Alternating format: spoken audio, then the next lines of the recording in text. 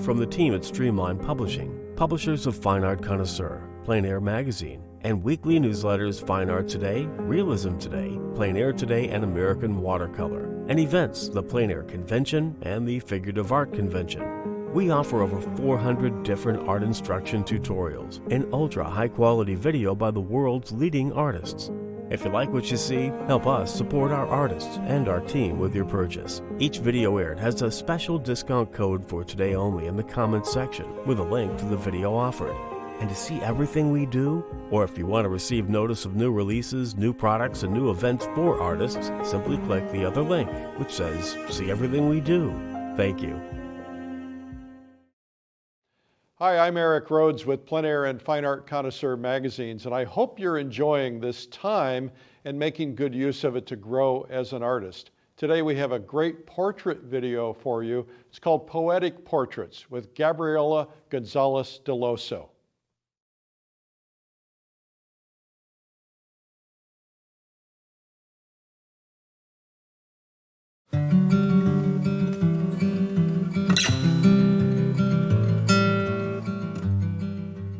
Hi, my name's Gabriela Gonzalez Dellosso, and I'm a figurative artist. I'd like to welcome you here today to this painting demonstration where I'll be doing a portrait from a live model. I'll be sharing tips and advice that you can use in your own work. Now let me tell you a little bit about myself. I've been teaching painting and drawing in New York City for over 15 years. I presently teach at the New York School for the Arts and the JCC of Manhattan. My method of working is very sculptural. I look at the model in 3 dimensions. I look for top, side, and bottom planes. I compare it to a sculptor working in clay and modeling to a finished, polished piece. I work to my finish in layers, and I correct and problem solve as I go. Okay, so before we get going today, I think we should start with one of my all-time favorite quotes. It's by Robert Beverly Hale, who was a beloved instructor at the Art Students League of New York for many decades. And it goes a little bit something like this.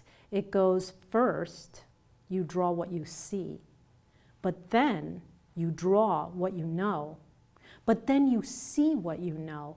And I love that quote because it describes a beginner's journey to becoming a professional artist. A beginner wants to copy exactly what he sees, but that's not the way a professional sees things. A professional sees through detail and sees structure, and that is what the goal is. So you go to school, you learn, and then you start to apply that.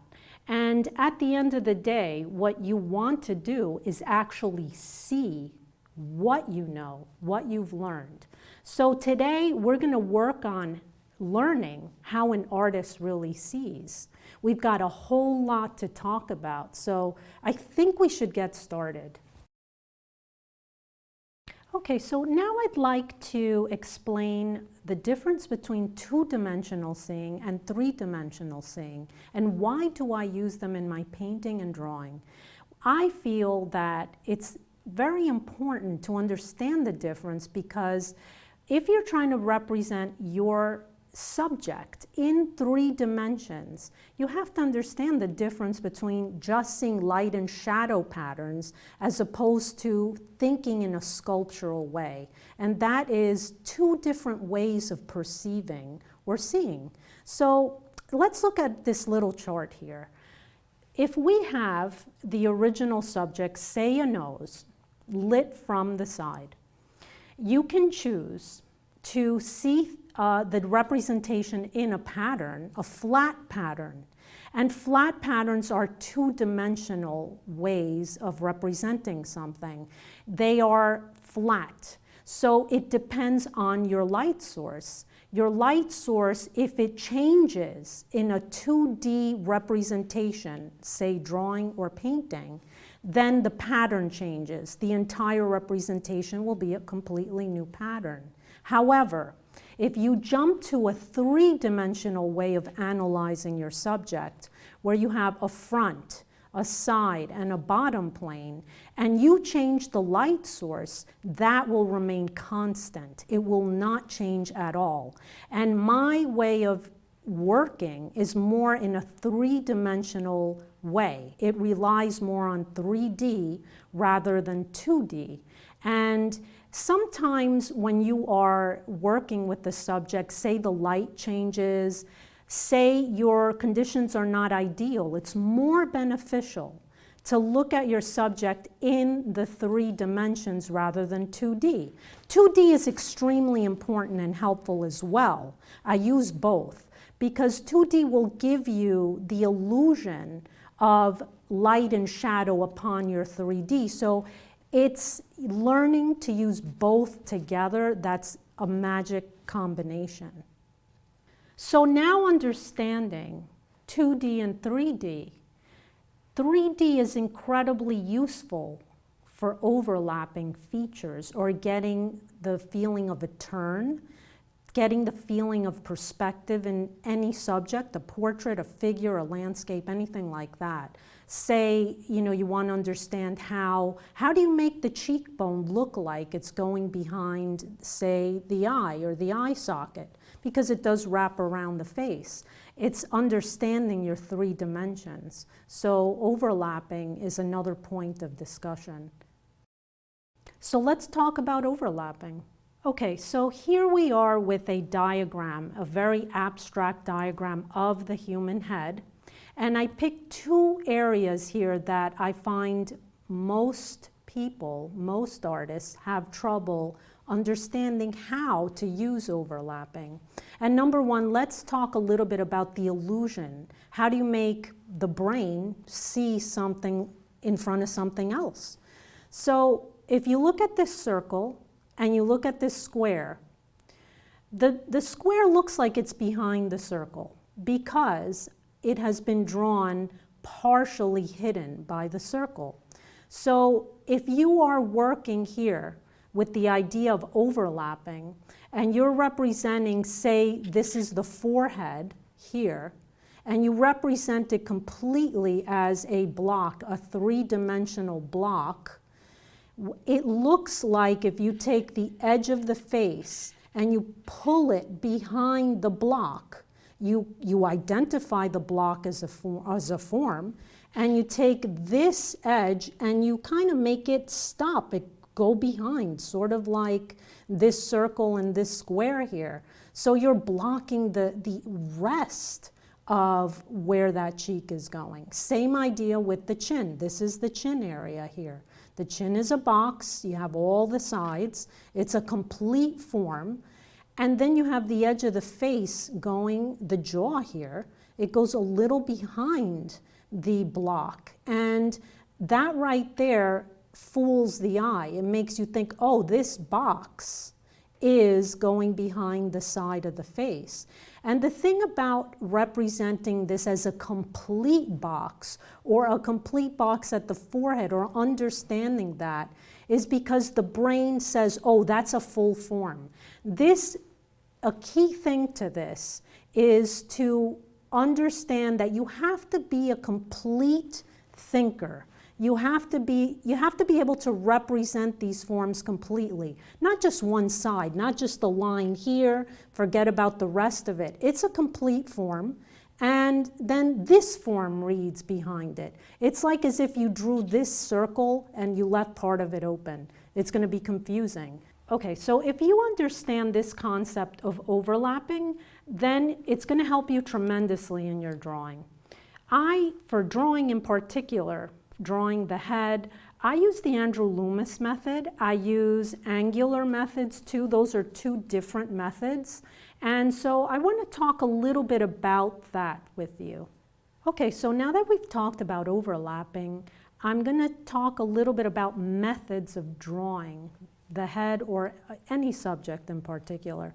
Okay, so the Andrew Loomis method is a really interesting and great way to simplify the head. I like it because it really divides the sections of the face and it gives you sort of perspective in terms of how the head is turned. So the way it is you start with a circle, okay? And that circle represents the cranium.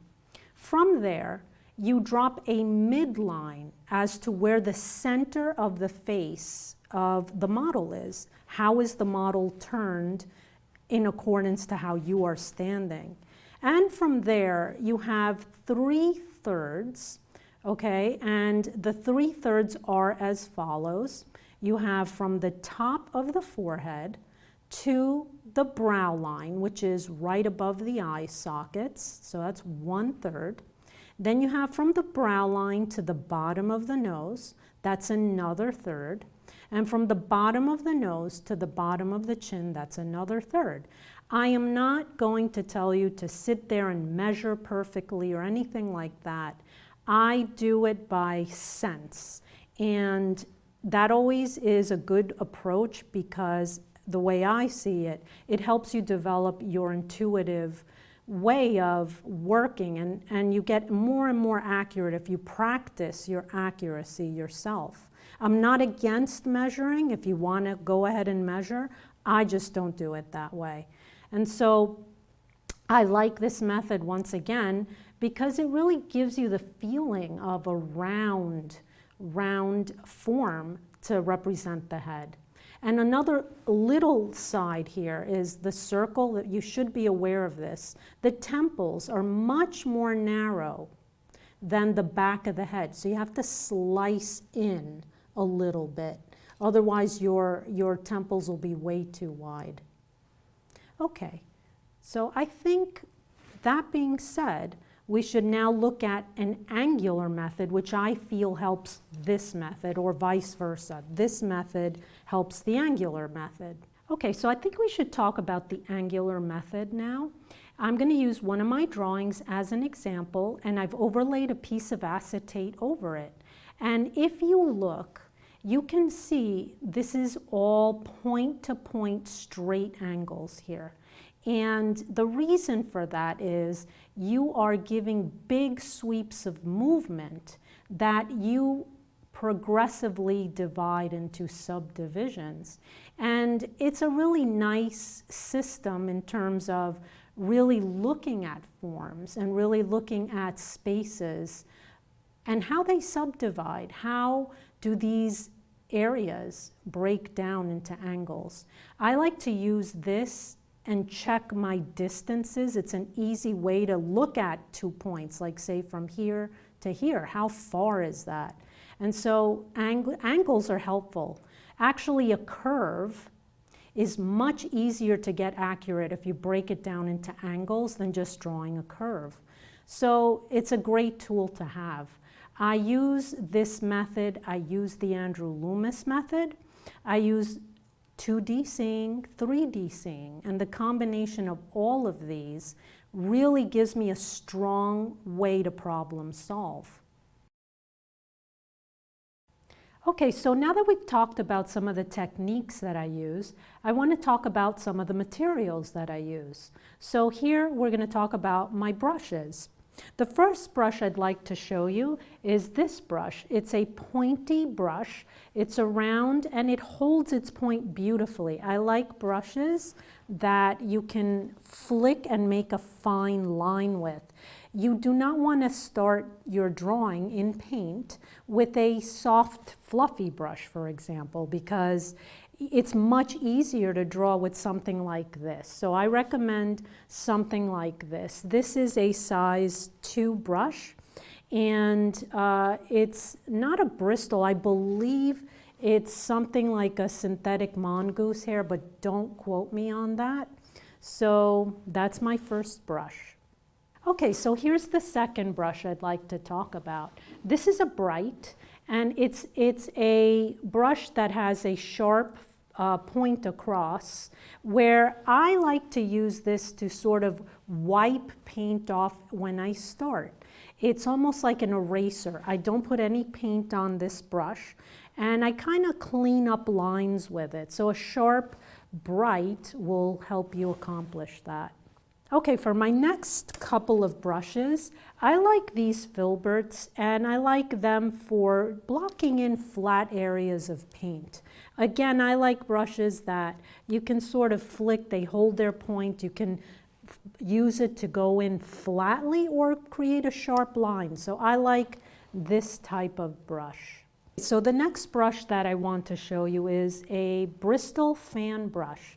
I find this kind of brush very, very useful. It is great for scumbling. And I use different sizes of this brush. I can show you a few other sizes. I like small ones, big ones, and they're just great for dry brushing. So I enjoy these a lot. Okay, so the next brush I want to show you is a soft fan brush. It's not Bristol, and I use this very differently than the scumbling Bristol fan brushes I just showed you. This is to soften areas. It really is an easy way to go in and soften, say, an area you put too much paint on. So I find this very, very useful for softening. Okay, so here's a variety of other larger brushes, which I'll go in and block in larger areas or work on larger areas. Different sizes are useful for different things. So I'll use a really large variety of brushes with the purpose of covering certain areas or details or things like that. Okay, so these brushes here are detail brushes. They're very pointy, and this is the type of brush I draw in detail or small little areas. I'll also cross-hatch with these types of brushes sometimes. I find them useful for a lot of very fine work. So I use a lot of them at one time sometimes when I don't want to mix the colors on one brush. Okay, the next brush I'd like to show you is a nice Filbert brush. It's fluffy, and I like this kind of soft brush also to soften. So there are times in my portrait where I'll use this type of brush as opposed to a pointy, sharp brush. This is a great softening brush. It's not going to really leave too much marks. You lightly take it across the surface to soften any hard mark you might want to soften. Okay, the next thing I'd like to show you are my palette knives. So I like a variety of different shapes, okay, and I will tell you that this palette knife here is for mixing. I think it's a great palette knife. It's kind of big enough so that I can take enough of my color and mix it on the palette. So this one is really more in particular for mixing. Now these here are different shapes. They're very different. I have a larger one, I have a smaller pointy one, and I have a rounded point one. And that gives me options in terms of what I need at the time. You don't want to use the same palette knife shape all across the painting, just different ones. I have here a variety of sizes that I find helpful and useful for different things. Okay, so I think it's time that we should lay out our colors. So the first color I'm going to lay out is titanium white.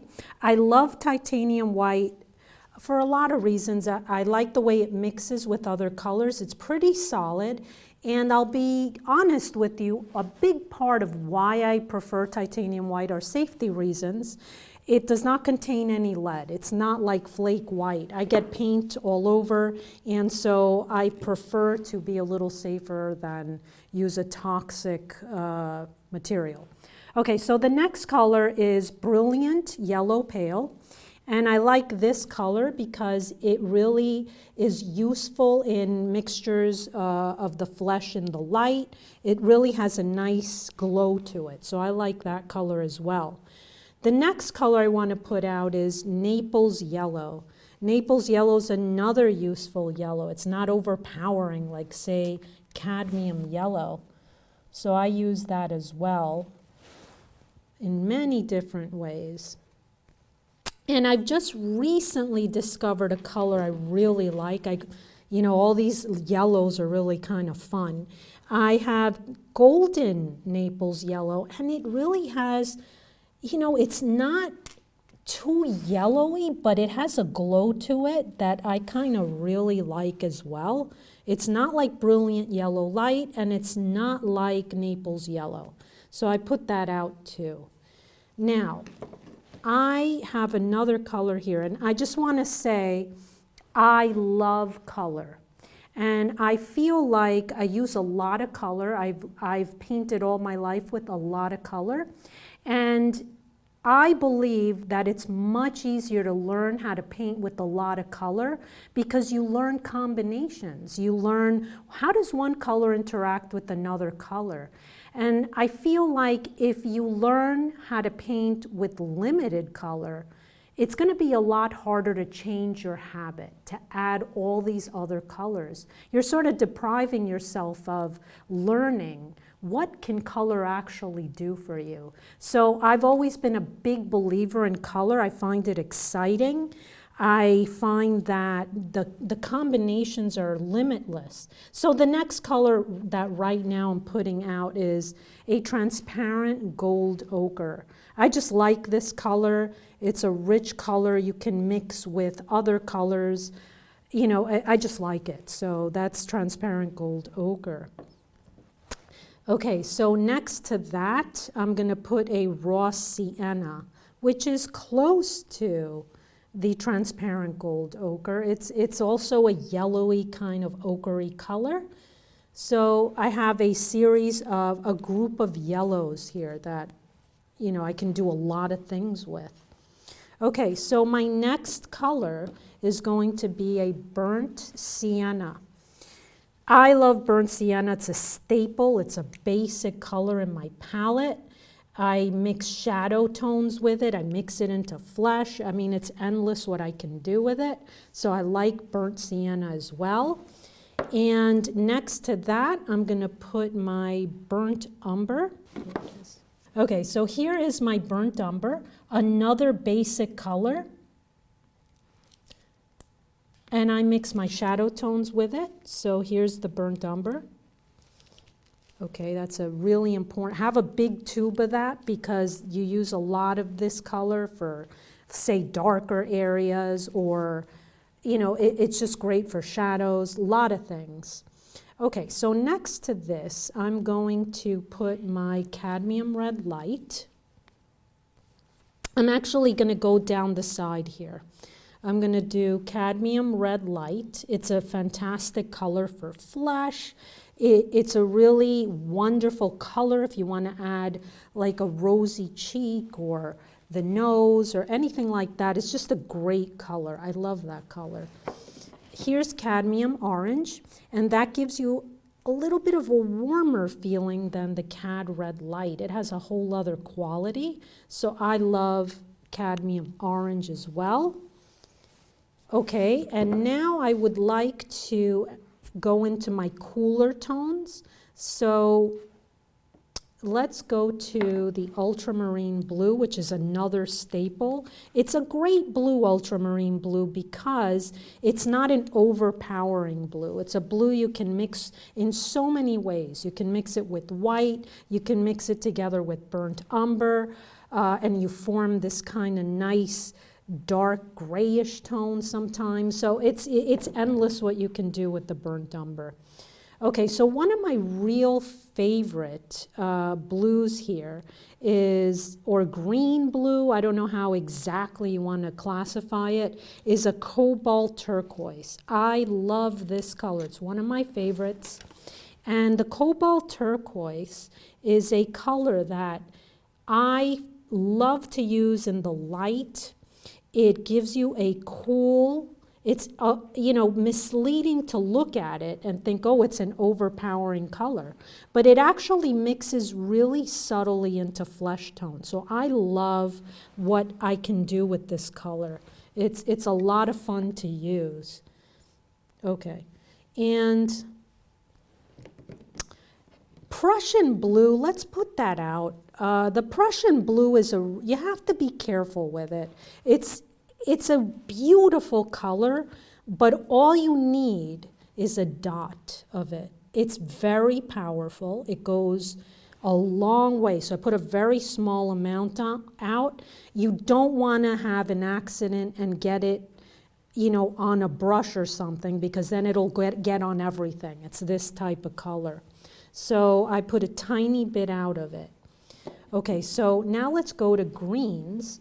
I'm gonna put out Viridian. Viridian's a great basic color. It's a nice cool that I use in a variety of ways. It's, can't do without that. And I have another color here. It's like a sap green, and it's not as, it's a warmer green than Viridian. Viridian's a cool green. So I have these two greens out right now. Now, I have a certain type of raw umber here that I compare different brands of raw umbers, and there are raw umbers that are warmer and there are raw umbers that are cooler. And this one's made by Lucas Berlin, and it's a lot greener than other raw umbers, and I just love it. It kind of gives you a nice brownish green. So I'm going to put some of that out as well. Okay. Now, I have ivory black here, and I'm very fond of it. I think, you know, ivory black is a color that really you could get beautiful accents with. So I've heard, oh, never use black in the colors. I don't believe that. I think it's a really useful color. Oh, alizarin crimson. Let's put alizarin crimson right next to the white here. That's another, I can't do without that. That's the cooler red. So alizarin crimson as opposed to Cad Red Light is different. It's a little bit cooler. It's not as warm as the fiery Cadmium Red Light. So I have that. Okay, so I've put out my basic main colors that I really love to use, but I also want to tell you a little bit about a group of gray down colors. They're grays in different shades like purple or green or a little violet-y purple, blue, and I'm not sure I'm going to use them or which ones I'm going to use, but I've really been enjoying these. So I'm going to put them aside, and if we use them later on, I'll talk about them. And the other two are a brown pink and a phthalo cyanine turquoise. And so I'm going to leave them out, but I might put them in later. Okay, so I simply use a very pale refined linseed oil as my medium. It's as simple as that. Again, I'm very aware of toxic materials. The linseed oil does not smell at all, and I find that it works well for me.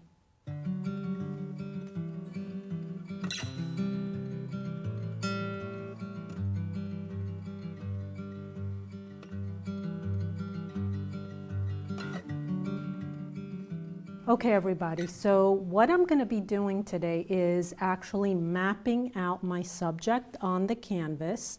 And what I like to do is I like to use a very sharp brush, almost like a drawing tool. And I also use a second brush that's a very nice kind of brush that I can erase with. Any brush that has a real, holds its kind of point well will work for this. No paint on this one, and this one I use paint with. And now, so let me mix my drawing color out first. So I like to start with a warm tone to draw out the head.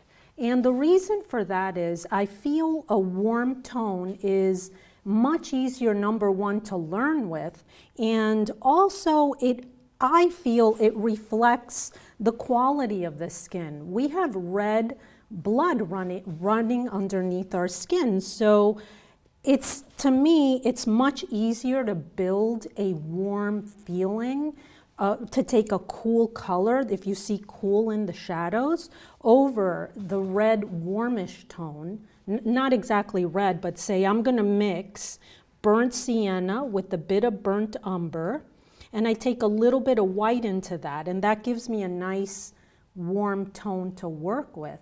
And then in the future, I keep building over that. So that's what I'm going to do now. I'm going to take some of my burnt sienna. I'm going to mix some burnt umber into that. And I'm going to play around with this. I'm going to mix it and get a tone I'm happy with, not too dark, not too light. And that's what I start drawing with. Now, my process is as follows. I like to block in the drawing. I like to draw out the features as if I'm seeing them in 3 dimensions, and I analyze how the pieces fit together. And once I have that, I think of it as a jigsaw puzzle where I'm doing my very best to fit everything together, and I'm not fussing too much. I'm really just trying to place everything at this point. And from there, then I'll come in and I'll kind of start to look at shadow patterns, and then the background comes right after that. So that's the future, way I build this up. So for now, I've mixed up a color here. Like I said, burnt sienna, burnt umber, and white. Let's see what that tone looks like. I'm going to take a little bit of my medium. I use a very, very thin linseed oil, and that's because it's non-toxic. And I try to use as least fume-oriented mediums as I possibly can. So the linseed oil has no smell. It's a very thin linseed oil, so get a refined one. And that works really well for me. Okay, I'm going to step back, look at my model, and I'm going to think about where do I want to place my model here. So I'm going to kind of give myself an envelope where I ideally would like to place my figure. Now, things to think about. Be careful if you're going to place your portrait too close to the edge. Give yourself a little bit of room to expand. So that's kind of what I'm going to be doing here. I'm going to give myself a little room to expand. So I'm looking at outer angles. How big do I want her face? Let's see. Let's go here to here, say. And it's important to look all around. Let's not stay fussing in one spot too long. I'm going to pull this way. I see, obviously we're going to have the hair going on a diagonal this way. So I kind of want to pull this over a little bit this way here.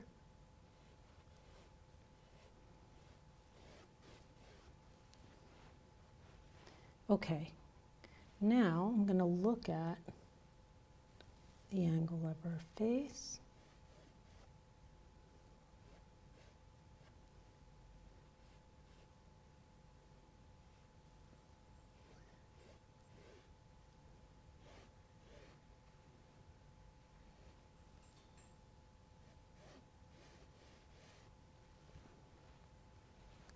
Okay, let's look at where her neck is.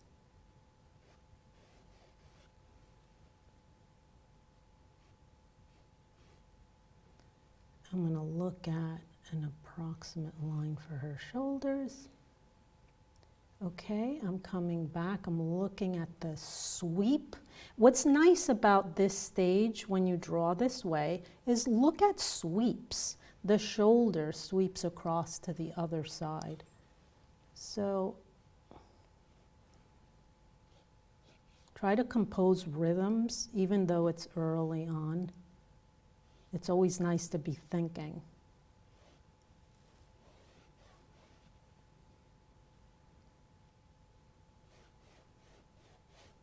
Now let me show you how I use my other brush, which is the brush that I will not have paint on. This is what I would refer to as my eraser brush. So I will dip it in a little bit of medium. I'll kind of get rid of the excess, and I'll come in And I kind of scrub into my canvas. And then I'll take my paper towel. I love Viva paper towels because they're like fabric, and they also help in this type of cleaning up. And then I just continue. So it kind of keeps it kind of clean, and it helps me kind of chisel in and correct. Okay, so now I kind of have a placement here. I'm going to go back in and start to really look at what's in here, what's in the face.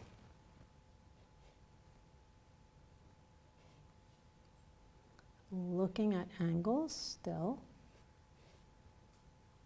And you know what? I'm going to look at the midline. I use another method called the Andrew Loomis method, and it plays into this as well. I look at, you know, the midline. Where is the eyebrow line here? I'm thinking of the cranium shape in my mind. So I see her turn. She's turned away from me a little bit. So the midline of her face, the middle, the line that dissects the middle of the forehead, the middle of the nose, the middle of the chin vertically is the line. I'm kind of getting in there right now. Okay, so that gives me a little context in here. And I can now look at my outer edges a little bit better.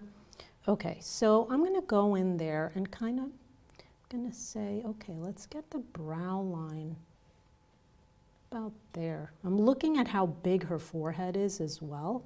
So that gives me a little bit of context there. I'm not pressing my brush, my pointy brush, too hard right now. I'm keeping it light so I can go back in if I need to clean it up, move something. This is the stage where I'm moving lines around, and the brush is, you know, nice and light right now. Okay, so I have that, and I'm looking at her eyes. I'm gonna give her, say, this much room here. Her eyes. Then let me take the bottom of her nose, about there. And I'm going to say her chin is going to come down. So that means this line is going to come down. This one too. So I'll take my eraser brush.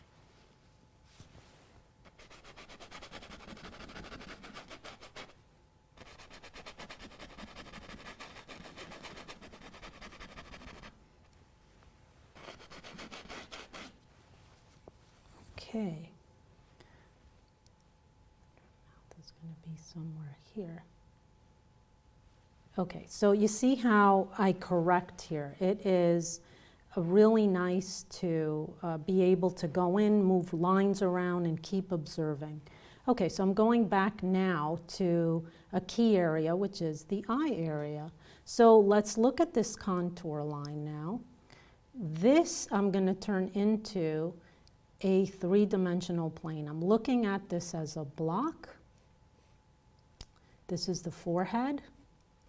Okay, so I'm looking from one side to the other side here. There's an angle that goes inward.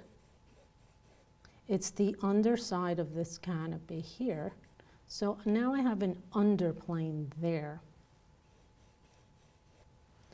Okay,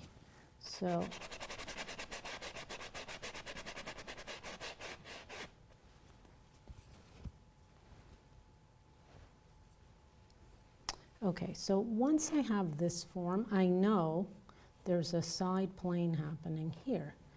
I'm going to come back now and look at where is the cheek now here. It's going behind the canopy. So that little angle I'm observing, I'm pulling it down, so it's a lot more like what's happening right now there. And I look at this, and I keep observing, I keep looking and adjusting as I go. Okay, let's get the feeling of the nose now. So I get an envelope here as well.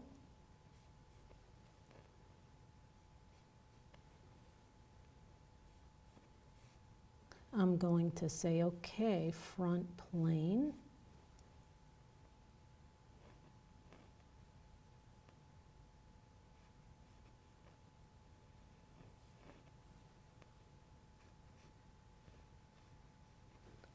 Okay, so little by little, I'm getting the feeling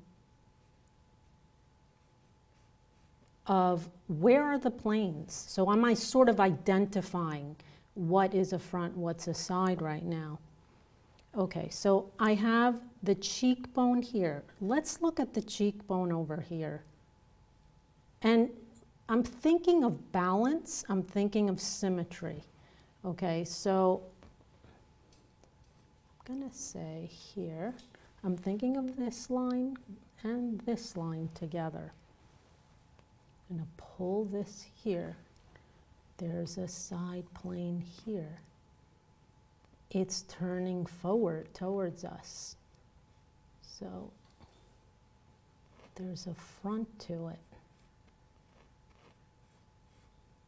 like a block. Okay, come this way.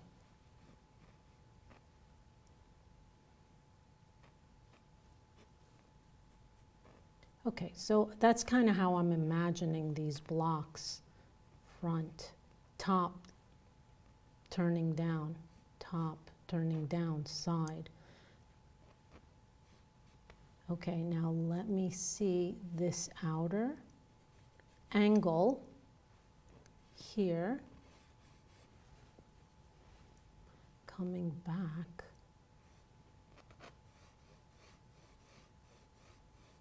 To my jawline here, and this keeps getting a little bit longer as I go.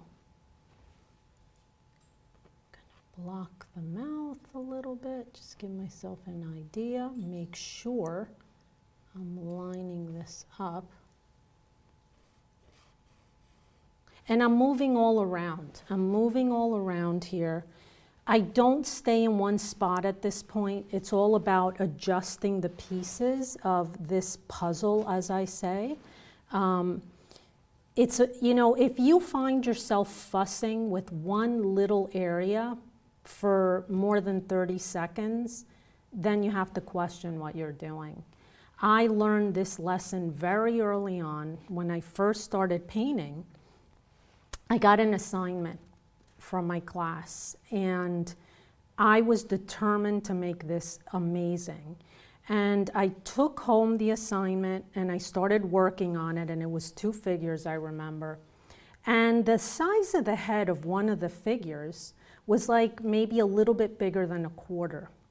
And there was an eye I just couldn't get right, and I just kept working on it. I kept changing the size, I kept changing the value of it, I kept changing the placement, I kept changing anything I could think of, and no matter what I did, it didn't work. I was so distressed over this whole thing. And I was just, nothing was gonna get me down with this eye. And so 1 hour, 2 hours, 3 hours, 4 hours, 5 hours on the eye. And I just collapsed with the whole thing. And my father knocked on the door. And I opened the door, and my father comes in, and he's like, "What's going on here?" And so I told him the story that I've been working on the eye and the whole thing. And do you know what? He looked at my painting and he said, he goes, "It's not the eye. It's probably what's next to it. Work on another part and come back." Well, he was absolutely right. And I worked on another part of the painting, and all of a sudden, the eye started to look like it was in the right place. So I learned that lesson very, very early on, that do not fuss, even if it looks completely wrong, move around the painting, because I equate it to a jigsaw puzzle where the pieces will fall into place if you just keep working around. So that's kind of my little lesson on do not fuss in one single place. Okay, so now I'm looking at the hair, and I'm gonna quickly kind of give myself a frame here, looking at how it kind of goes around her face. It frames her face. Hair is really important. It's so full of rhythms, and you can do so many things with designing the hair.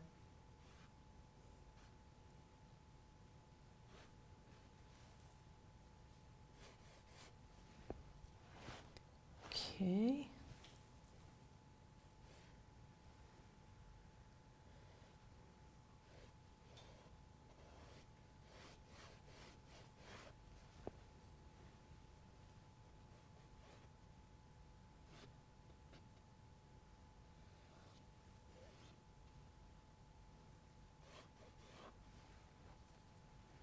Okay, let's look at the collar. Where is the collar? The top here to here. Okay, I'm gonna get an idea. The V, the blouse. Let's move this over a little bit.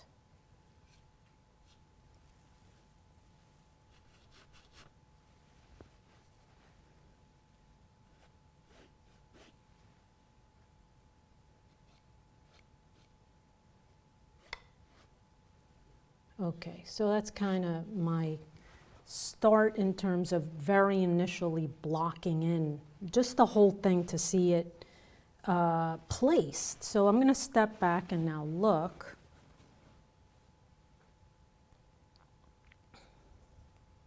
Okay, yeah, I kind of like the placement. So, okay, so now I'm just going to really start to shape. I'm now thinking like, okay, I'm going to chisel in like a sculptor would chisel in with his tool or her tool onto the clay.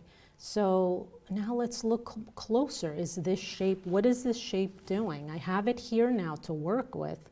So I am going to really look and start to get the feeling of it. Okay. So I'm looking at her nose.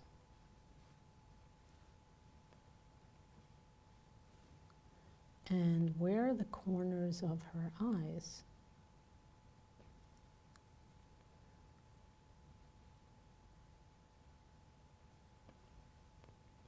Here. This is the canopy of the brow of the forehead over the eyes. So I'm going to kind of drop in a circle to represent the sphere of the eyeball here. I'm looking, you have to keep your eyes on the distance of, where are the eyeballs here? So let me look at the edge of this and kind of say, let's put it there.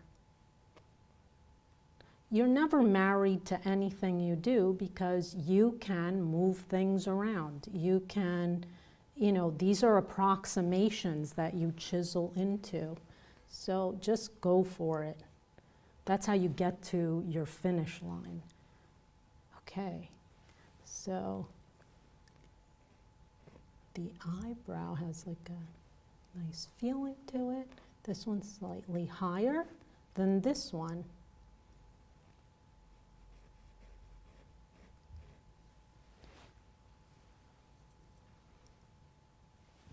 Okay, now I'm going to kind of get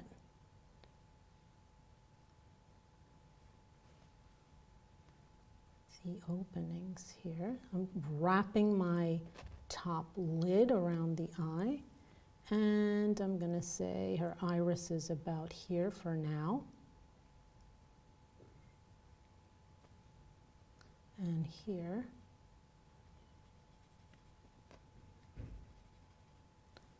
And one thing I can say about the eyes is that the top lid is always more pronounced than the bottom lid. The bottom lid is much softer. Okay, look at Velázquez. Velázquez is an amazing example of that. When he paints eyes, you will notice the top lid is always sharper and the bottom lid is, it almost melts into, yet it's there, it melts into the face. So I always remember that when I'm painting the lids initially. So my eraser brush, once again, I go in and I see there's a little bit more space here. So just going in there, pulling that line up.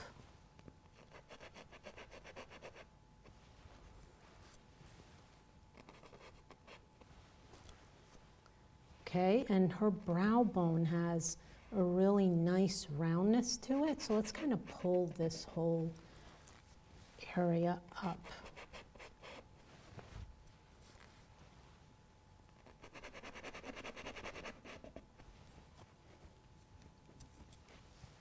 Okay, now this is really interesting what I'm going to tell you right now about the brow line.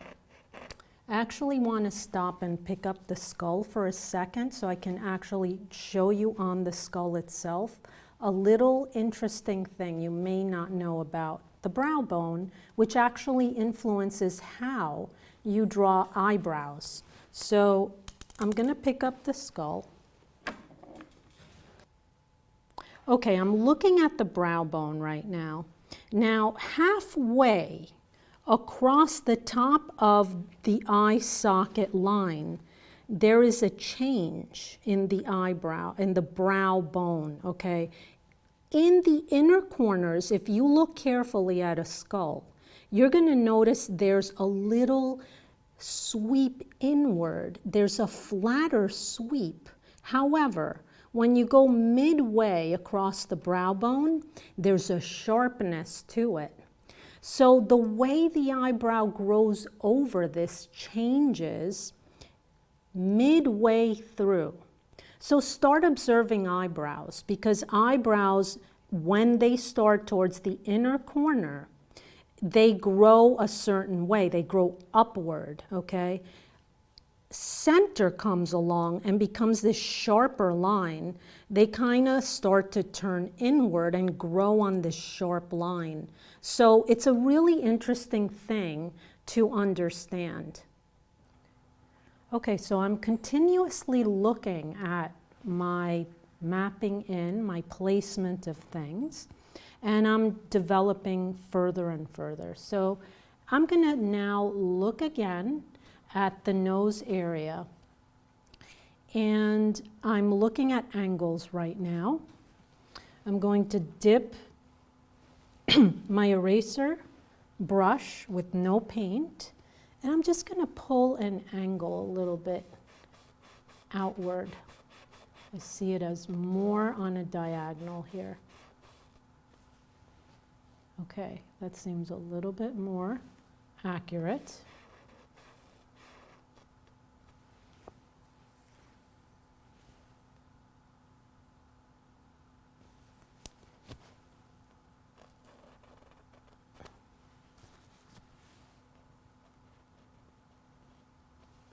Okay, now what I'm going to do, what I find helpful is just for placement's sake, and it changes as I go, as I continuously correct, I'm going to put the highlight of the nose in, and I'll tell you why I do that. So with a nice sharp brush, I'm just going to take some white, and I'm going to place my highlight where I think it is at this point. I'm just approximating. Just put enough paint so I can see it.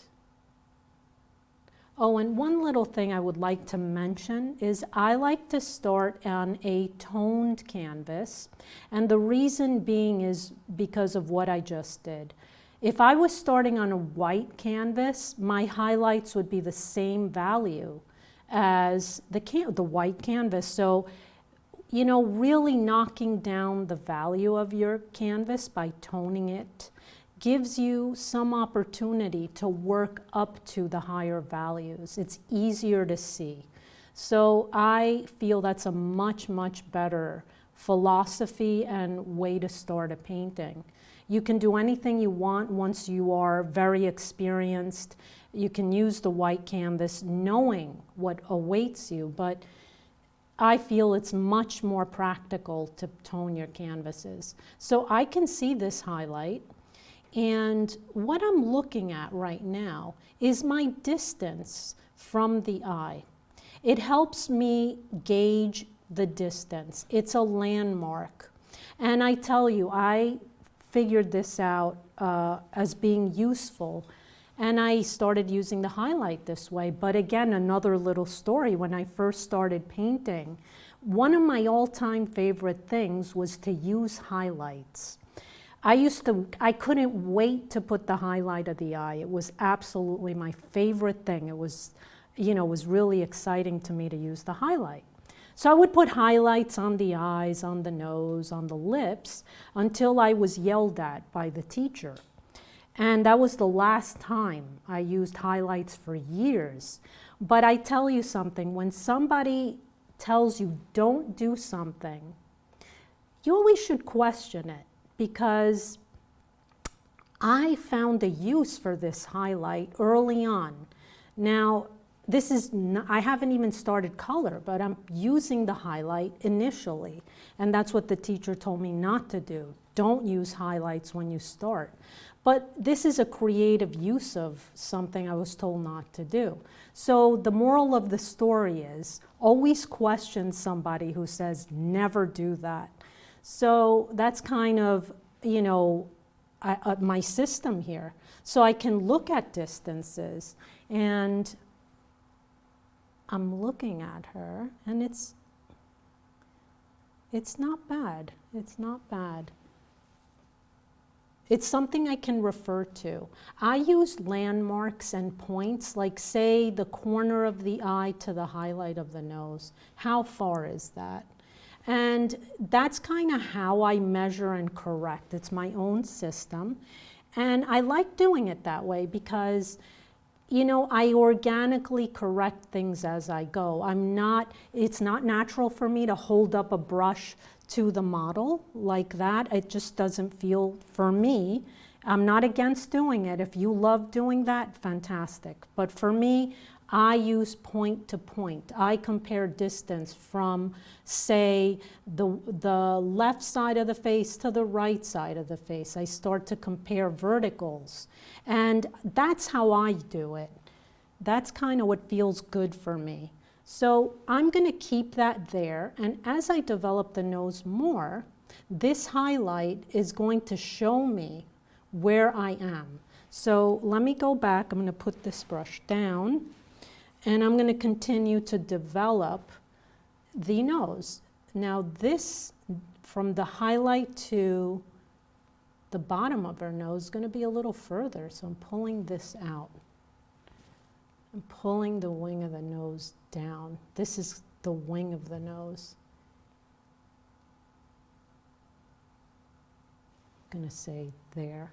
Now I'm going to go in and find that little triangle under the nose, that little hook of the nose. It's so helpful, such a great little area to use to determine the turn, to determine, part of the nostril.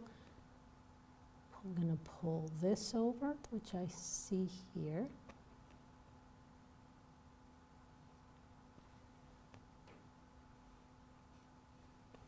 And there's a very minimal, tiny piece on the other side, almost non-visible there. So I kind of have something there. I'm going to leave that there, and I'm going to follow my rule of thumb. Stop fussing. Let's move around. Let's go somewhere else. I'm going to come here, actually, right there. This is tiny bit higher than the highlight. Okay, just leave it there. Okay, so another little landmark, which might change all of this, everything helps everything else, is this little point at the end of the wing of the nose creates a little diagonal here into the cheek. So this little landmark helps many times determine distance from how long is the nose. Highlight can help you. This little moment here. Let's go back up to the eye. Let me find this space. How long is that?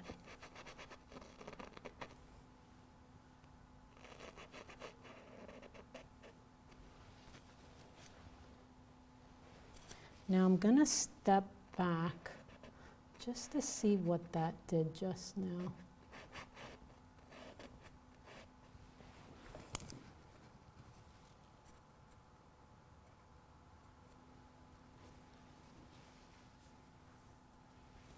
I'm going to pull this lid up a little bit and this downward a little. And that's going to pull that up, actually. So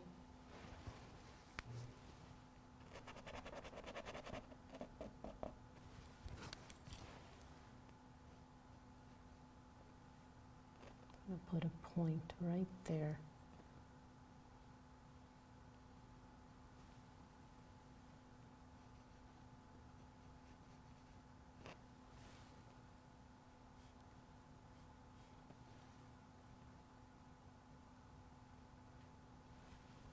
Okay, now there's a little light, a little shadow, I mean, right here. It's very subtle here. Then you have this. I'm going to pull this down a teeny bit with my eraser brush, so just a little tiny more. You know, the mind is amazing. It can detect the teeniest changes. So you don't have to hit people over the head with things. You can make a very small movement, but it'll make all the difference in your painting.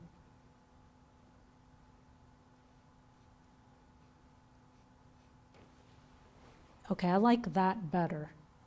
Okay, so that for now will just stay like this. This is a slight bit more pointy. As we go, I'll develop that. I'm going to come here. I'm going to pull this base a little bit higher.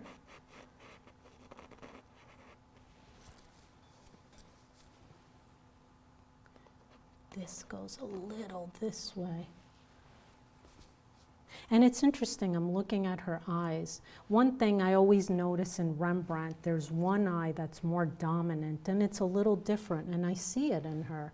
So it makes a portrait, you know, really interesting when you have a little bit of a difference between the eyes.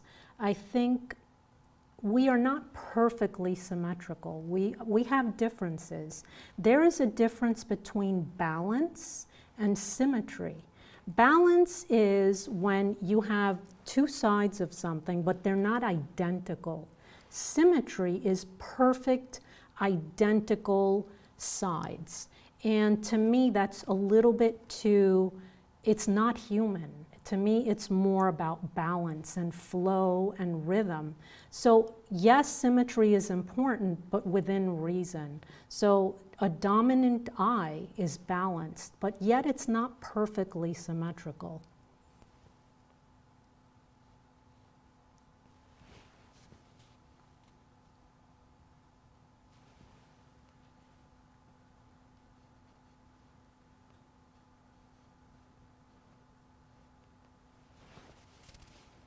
Okay, I'm going to move down now and look at the mouth. See what's going on at the mouth. I'm still with my light brush, and I'm going to kind of go from vertically. I'm going to draw vertically from the nose to the mouth. One mistake I see people make so often is they think of the mouth as a horizontal form, and actually the head is an egg, so the center of the mouth is more forward than the two sides, the right and the left.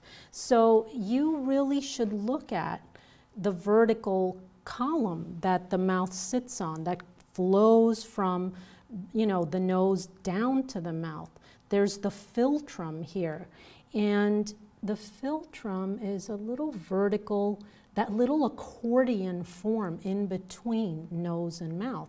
And if you look at the mouth carefully, there's a little triangular protrusion at the top lip, the center of the top lip. So I'm turning that in. It's a little too dark, so I'm going to take my paper towel and just blot it a little, just so I don't have more paint than I want right now. Okay.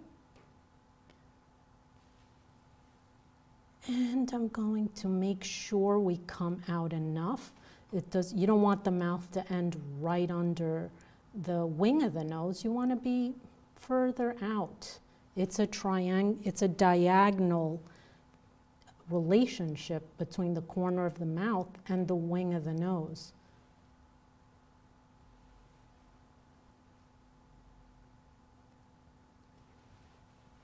Okay, now I'm standing here, and this side of her face is away from me. So that means this corner is smaller. It's a little bit foreshortened. I have the center in front. So right there. Okay, and the bottom lip, you divide in two halves. This side is closer to me. And then you have the side away from me. It's a little smaller and tucked behind this side. I take my eraser brush, kind of chisel in a little bit. And there's a little shadow right under that bottom lip, right there. Okay, so let me step back and take a look. Okay, it's coming along. I feel maybe there's less space between. So I'm gonna, and this is something that is it's not a huge difference, but I'm gonna try and get a little closer. And I'm gonna pull this line. And it's so minimal, it's like I said, but little changes really make the difference.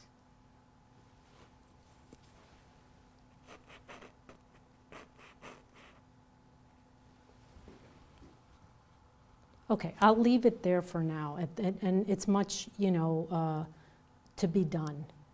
Okay, so now I'm going to come out again to my contours here. And I'm going to look at the shape of my cheekbone and jawbone and chin. Okay, this is not bad.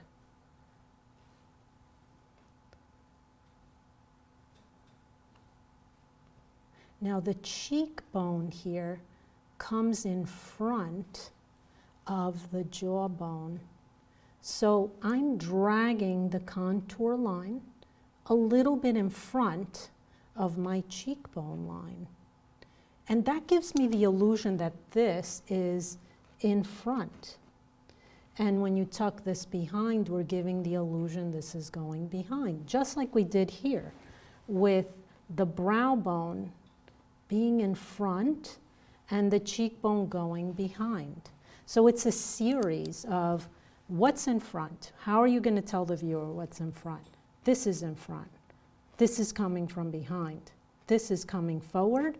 Jawbone's going way back, way behind. Our cheek area that we see is here on the face, that full area, but the jaw goes way back. This line goes way back to the ear. Gonna clean it up. Take the paint I've had on it, on my brush, as off as I can, so I can come in and just kind of give myself a simple line. I don't want to have jaggedy lines either. So it's a balance between simplicity and description. How little can you do to describe something? You don't want a whole bunch of turns and lines. You want to keep it simple. It's a beautiful contour that she has. So if you want to create a beautiful flowing piece, you have to think simply. And if you do that, you can do it. Anything is possible. Okay, I'm following this down. I'm keeping my eye on this, but right now I just want to stick to this area and work my way back to this cheekbone. I am thinking balance, but let me focus on completing the thought here. Okay, I'm going to look at her chin. And the chin has a three-dimensional feeling like a box. So you have to think of it in planes. I think of it as, okay, here the chin is going back, so there's a side plane, kind of like the cheekbone here. And it's coming forward from where the bottom lip is. The chin is coming out towards us, okay? And the end of the chin is going to be somewhere about here. It turns down as it goes down towards the neck. So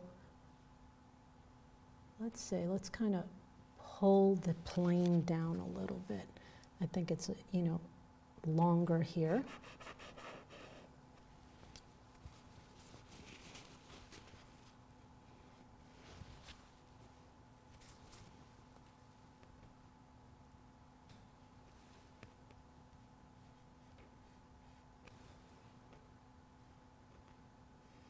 Okay, so that gives me a nice area here. Checking this comes upward, this comes back. Okay, we have this jaw coming a little behind it, there. And, think of the chin as being placed in the middle of the bookends of the jaw. You have two sides that are balanced and symmetrical, I would say, or maybe not. Are they identical? That's a good question. And you have the chin in the center. So I'm thinking, how does the chin fit in between these two sides? That's what I'm thinking.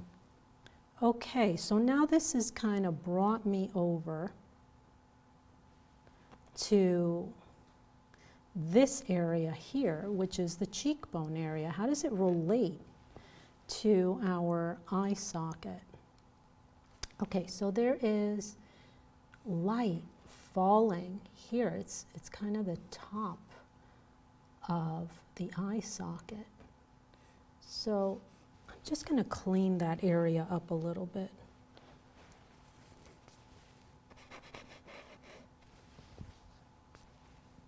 It wraps up around this way, and I see this bone makes this shadow like this.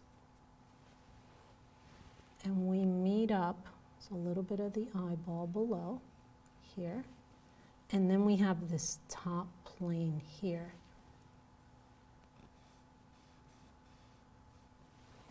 We have a really nice shadow we can deal with here in our next phase. So this kind of wraps around like that.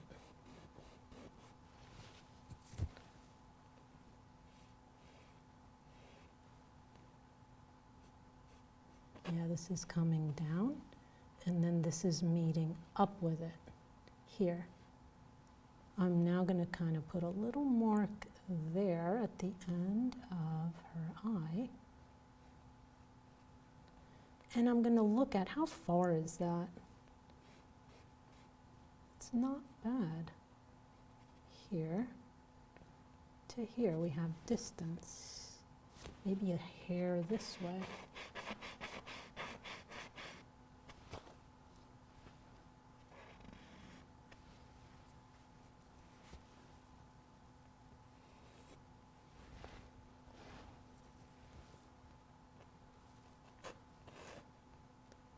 Say the ear is going to be somewhere. I mean, even though I don't see it, I'm kind of just comparing.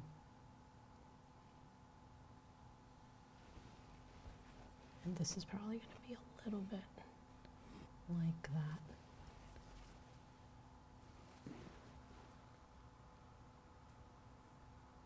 Okay, now I'm going to come back down to the neck. Shirt is here. Now that I have things placed, I can see this a little bit better. So come here. This comes a little bit like this. Her hair is here.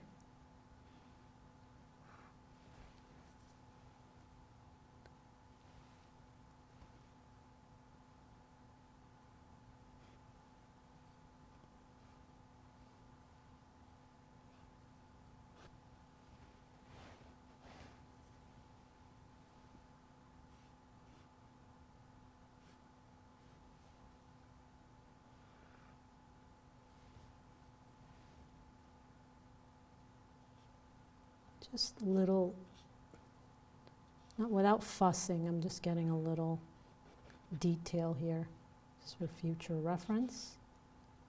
The ruffle on the sleeve.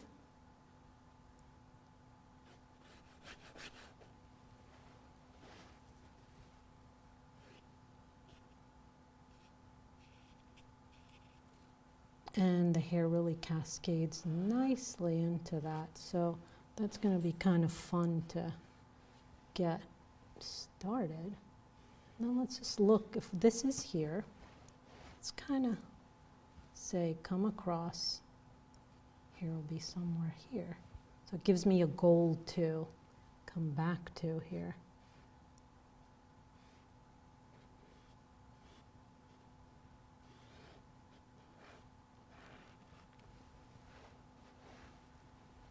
And I'm thinking flow, I'm thinking rhythm right now, even though at this early stage I know there's not much there, but I'm kind of imagining this coming around.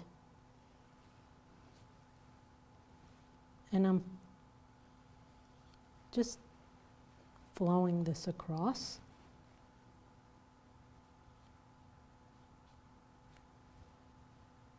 And we'll see there, as I develop the rhythm, I'll develop the shirt more. Let's kind of get this here.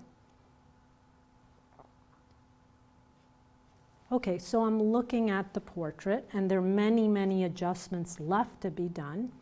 I can look at her eyes now a little bit more critically. Now that I have everything there, it's much easier to see what do I need to refine or change.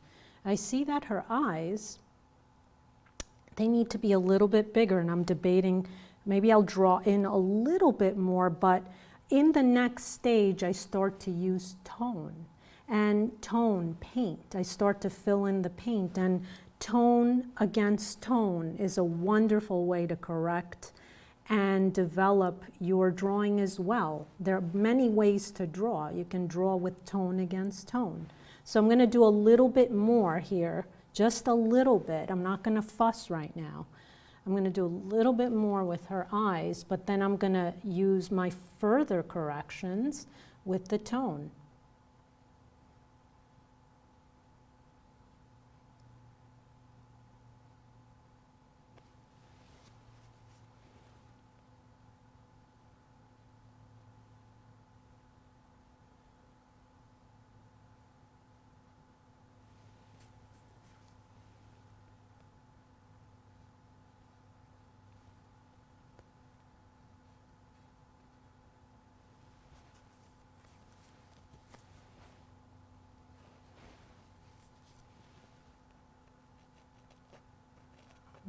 little eraser brush always does the trick.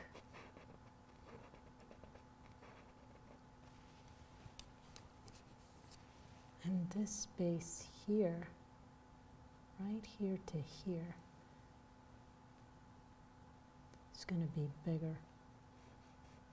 This is a more active side, as I see it on her. And this means this is probably going to go up. But as I correct with my tone, I'll see exactly where this is going to wind up being.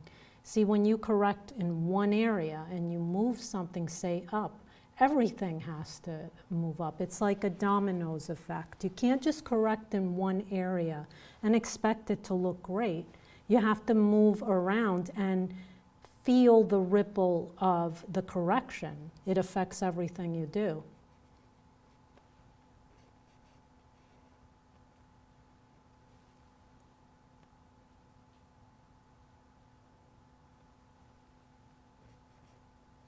Okay, I'm going to step back, take a look.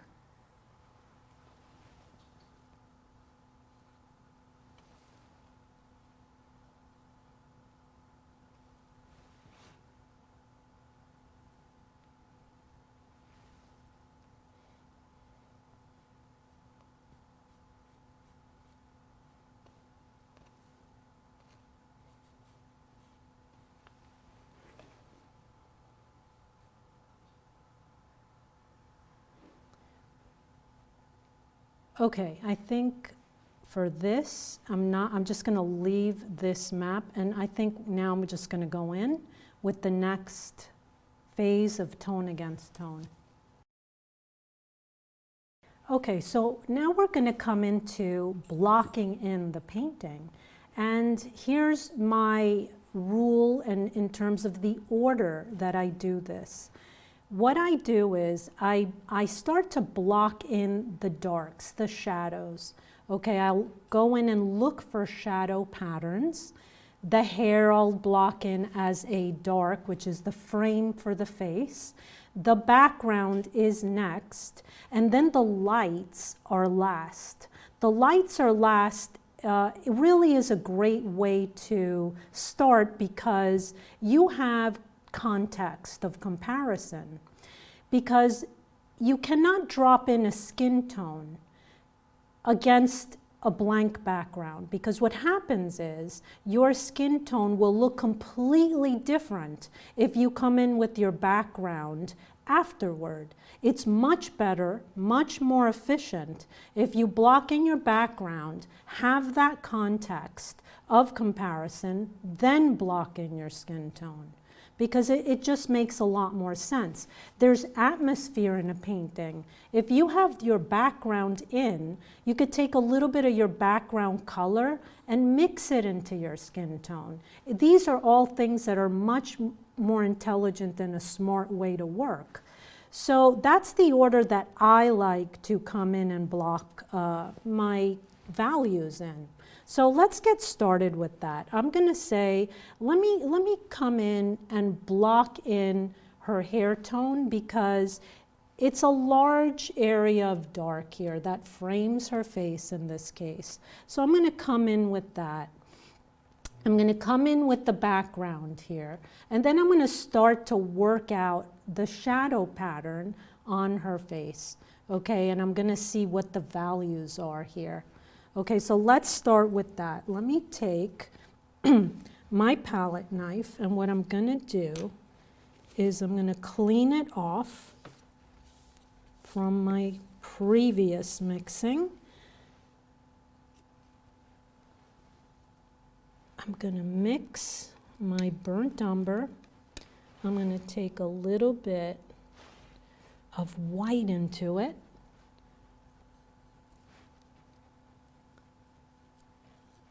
Just so I can vary it. I'm going to mix a couple of values of it.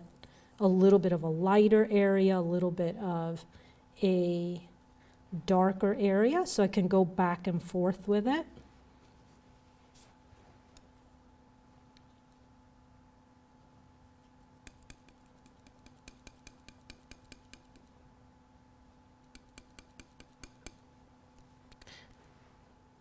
you know, she's wearing that beautiful turquoise colored blouse.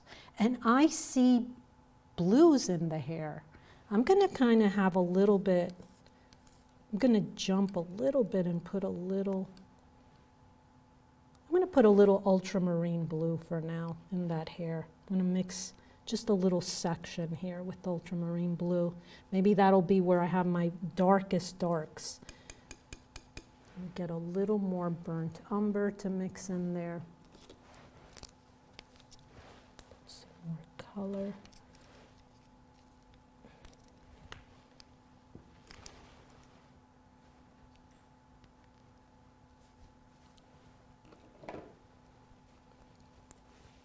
Okay, now you see a circle here of values. And I have a similar chain that's happening. And I can pick and choose within the simplicity of the big shape. So let's go in for that. I'm going to take a larger brush for the hair, brand new Filbert. This is always exciting when you use a new brush. Okay, look at that. Here we go. Okay. Get enough paint on the brush, don't just. Okay, here we go.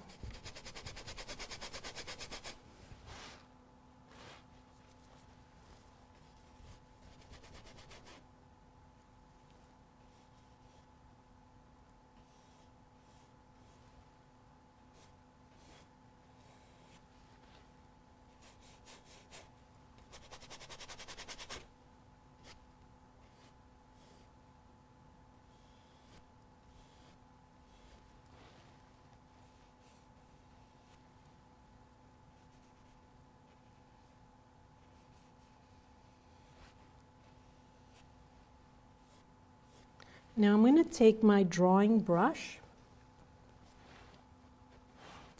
and I'm just going to draw a little bit of some sub shapes in the hair. There's a turn, there's a beautiful turn down there.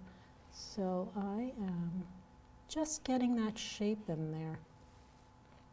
Towards the hairline, it's a little darker, so I'm just get a little dark there. And then over here, it's a little extra dark as well.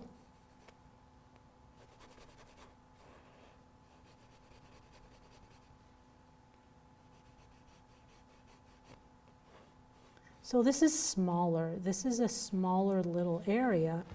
And rather than take a big giant brush and feel like I'm just glopping it all over the place, I'm just going in, just defining a little without fussing.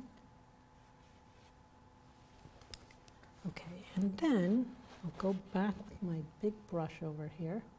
This is a little behind. I'm not going to block in the red headband at the moment. I feel it's counterproductive. It's jumping to detail too quickly because I want to get the feeling of the hair sitting on the skull. And the flowers, I'm imagining those red flowers not being there for now. And I'm trying to imagine this whole roundness that is of the skull. So by putting the flowers in, I'd be focusing on the wrong thing. You want to build as if you're building the base of a pyramid first. You know, you don't want to put the tip of the pyramid without any of the layers in between because the tip will fall down. The tip is the details, okay? You want to get layer by layer by layer until you get to the detail. The flowers are the detail here. So imagine the base being the shape of her skull.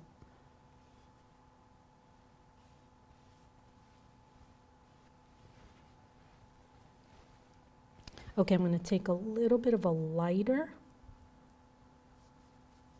tone. I see lighter areas, so I'm going to take a lighter tone here. my larger brush.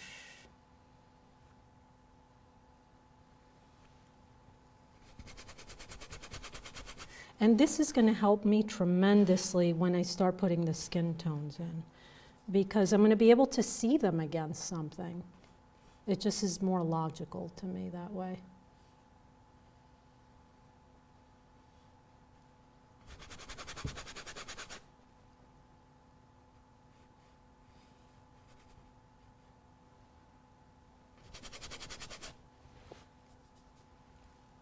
What helps too with this sort of thing is squinting your eyes, because the shapes, you lose all the detail. So that's incredibly helpful as well.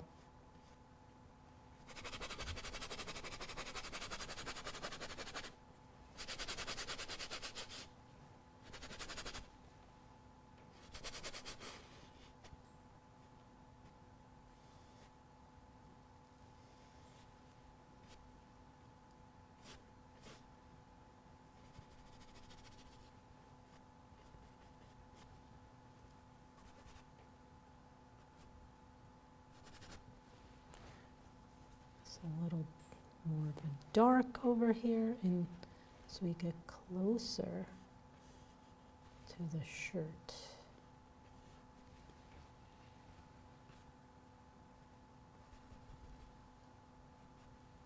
Okay, let me come back up. Lighter. It's lighter, there's a curve here.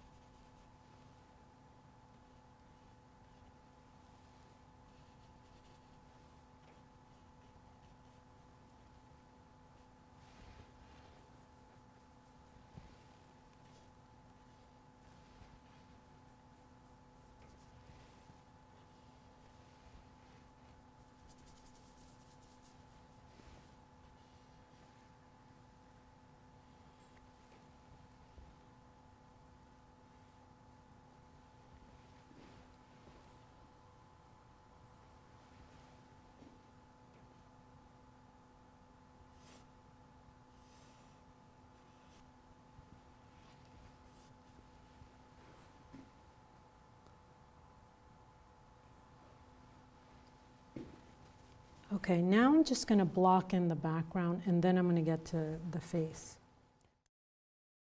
Hey, would you like to win a beautiful painting worth almost $3,000? We've got a beautiful Joe McGurl plein air study that he's done of the sunset in Maine. It's gorgeous. If you want to have an opportunity to win it, go to paintinggiveaway.com. Just put in your email. That's all you've got to do, and you only need to enter once. We'll be giving away the prize at the end of May. Go to paintinggiveaway.com.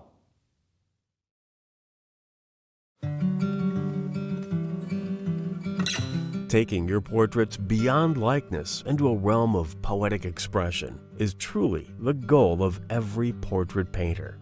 A beautiful smile, a gleam in the eye, an expressive gesture, a swirl of hair, or a glowing cheek. Think of these portrait elements as passages in a poem or notes in a song. Then you'll discover new joy in composing them with poetic expression that will thrill your viewers. Use this video as a stop on your journey to excelling in your portrait painting skills. Gabriela Gonzalez Dellosso introduces you to techniques that will help you happily tackle common painting problems you'll encounter in every portrait you paint. Follow along as Gabriela shows you how to embrace 3D thinking as you sculpt your subjects from life with luscious colors, clear values, and amazingly realistic forms. If I had to summarize the learnings in this video, I would say problem-solving techniques and clarity in thinking from beginning to end, how to work through any painting without being bogged down by any problem that would involve color, value, drawing. Anything is workable. There's no such thing as a mistake. Really, anything can be worked through. From years of leading classes and workshops, she has honed her teaching skills to the benefit of every student at every skill level. With this video, Poetic Portraits, you will gain confidence in approaching your portraits with techniques from modern master Gabriela Gonzalez Dellosso. Available on DVD or digital to view on your computer, tablet, or smartphone. Order Poetic Portraits with Gabriela Gonzalez Dellosso today.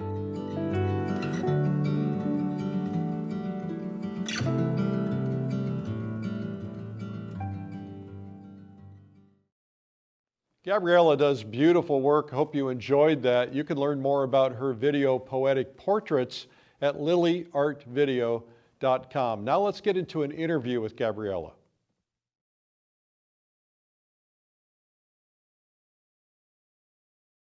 So I started my art journey pretty early on. I used to love to draw out of my imagination.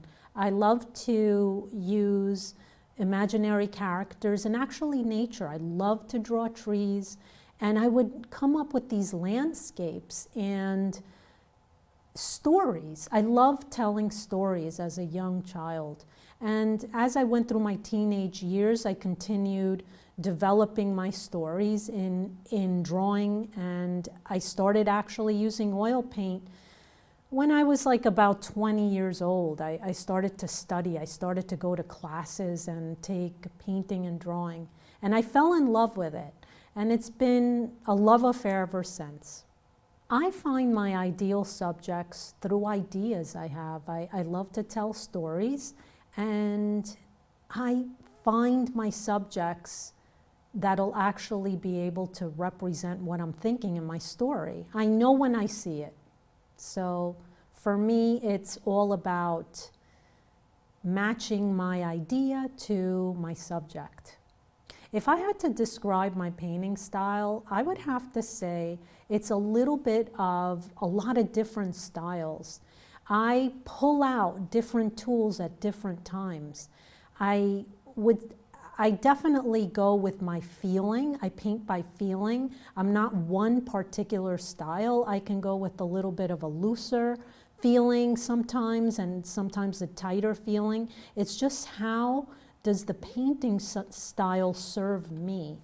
And that's why I feel that anyone can benefit from this video, because I'm not that one particular style. I'm a lot of styles put together. I studied in all kinds of schools and all kinds of classes, and I took a little bit from a lot of different places to come up with my own voice. I currently have a solo show opening. It opens August 31st, and it's at the Ochr Museum in Huntington, New York, and it's called A Brush for Her Story, and it features my narrative paintings. They're homage paintings to historical women painters, and it actually is traveling to Florida to the Polk Museum in Lakeland. So it's really exciting. I'm really excited about it. I've worked hard, and I can't wait to see the collection up on the walls. I have an organic and sculptural way of seeing my subject. I feel that the most important thing is to be able to create, for representational art, of course, a three-dimensional illusion, because we're painting on a two-dimensional surface after all. So in order to do that, you have to understand the three dimensions. If you're sitting there lighting a model and you're actually you have a setup that you're looking at, 3D is really an incredibly important part of the process.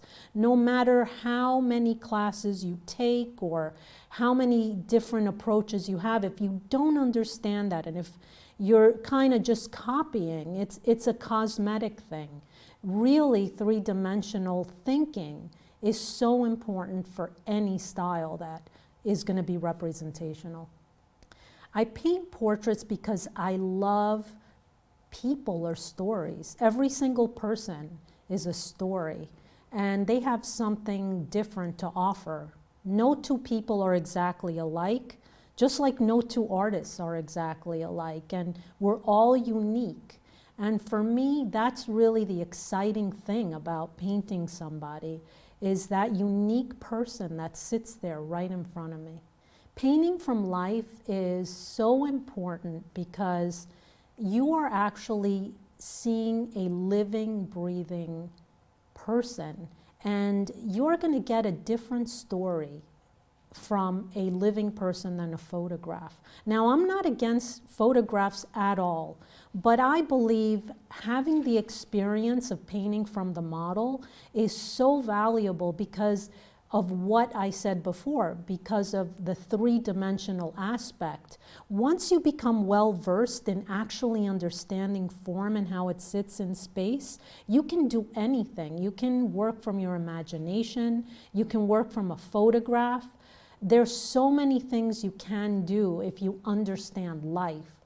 Life is at the core of everything. I love to use color. When I look at my subject, I see color. I see subtle color differences. And I think that's exciting. And I've developed my painting technique with a lot of color because it's like playing the piano, the keys, the colors are the keys, and they do so many different things. And I really think it's valuable to learn what do colors do when they interact with each other. You can create so many values in so many different tones, and to learn to actually put them together is just a really nice thing in a painting. It gives you a little variety. The thing I love most about teaching people how to paint is the journey, is seeing somebody come in and not knowing too much, or seeing them at their current level and seeing them excel. To me, that's an amazing thing, and that tells me that I'm doing my job. I stay inspired and motivated by just looking around and seeing the world, because there's so many interesting things, especially nature. I feel nature is the greatest storyteller, the greatest artist, and I'm always finding inspiration in nature. It's never ending actually. And how do I keep my students inspired? Well, it's just by being open and being a great teacher to them and encouraging perseverance, and that's kind of my whole philosophy, I guess.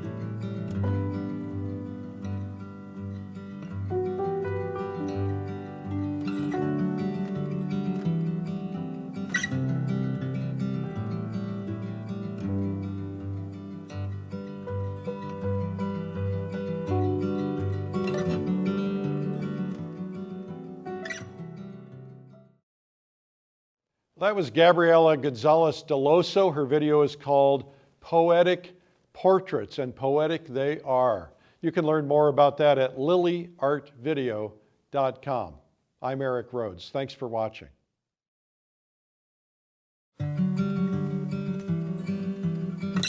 Taking your portraits beyond likeness into a realm of poetic expression is truly the goal of every portrait painter.